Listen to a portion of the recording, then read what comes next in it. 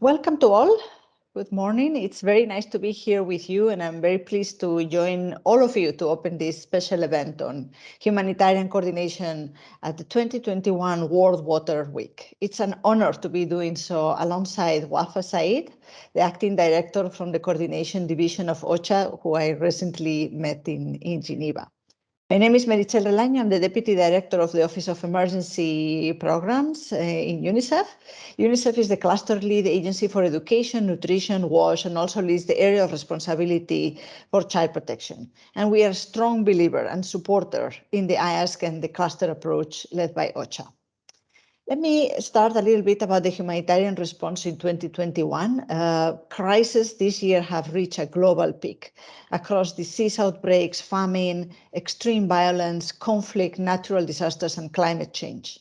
So let me start a little bit with humanitarian response in 2021.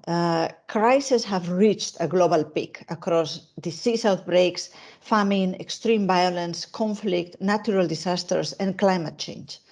As humanitarian crises become more protracted, humanitarian organizations have quickly adapted to address the increasing needs. Yet, we still struggle to keep up with the frequency of prolonged and complex emergencies, with water, sanitation, and hygiene as one of the key areas of assistance provided. The emergence of COVID-19 pandemic further shined the global spotlight on the critical need for quality water and sanitation and hygiene responses as a key preventative measure in public health emergencies, increasing the number of people in need of WASH assistance from 83 million in 2019 to 122.4 million in 2020. The entire WASH sector was mobilized to respond to the unprecedented emergency posed by the COVID-19 pandemic.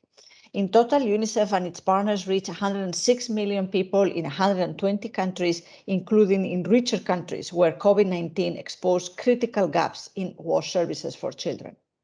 So let me talk a little bit now about the UNICEF as a cluster lead agency. This event is a great opportunity for how UNICEF as the cluster lead agency supports and believes in the importance of cluster coordination, as we are also rolling out our core commitment for children, where coordination plays a central role.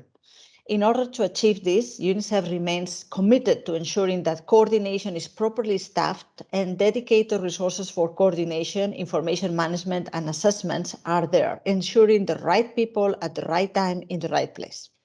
UNICEF will continue to demonstrate leadership in our role as the cluster lead agency by spearheading innovative approaches to achieve effective and accountable cluster and sectoral coordination, which supports delivering people-centered humanitarian services at the scale and at the core of the humanitarian program cycle. This includes integration of gender, age, disability, and accountability to affected population throughout the process.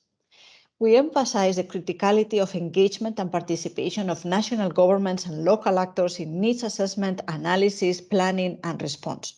This is aligned with the recently released IASC guidance on strengthening the participation, representation, and leadership of local and national actors.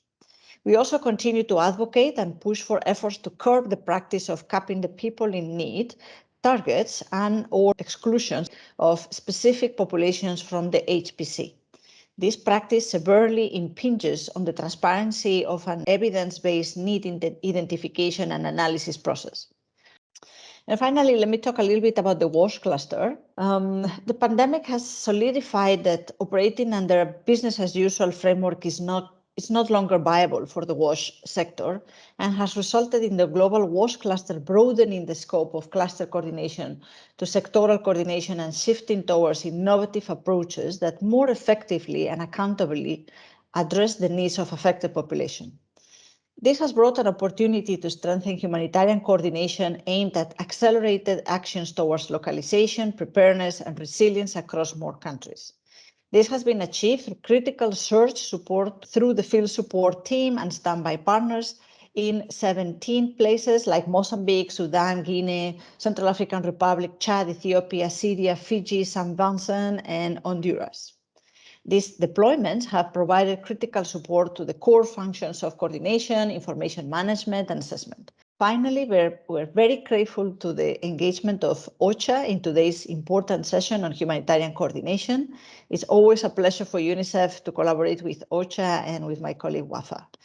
We will also like to thank ACF, Solidarité Internationale, the French Water Partnership for your support to this event, along with the partners and donors that have supported the FST, including ACF, Impact Reach, iMMAP, NCA and Oxfam, BHA USAID, Ministry of Foreign Affairs of Norway, and the French NAFCO.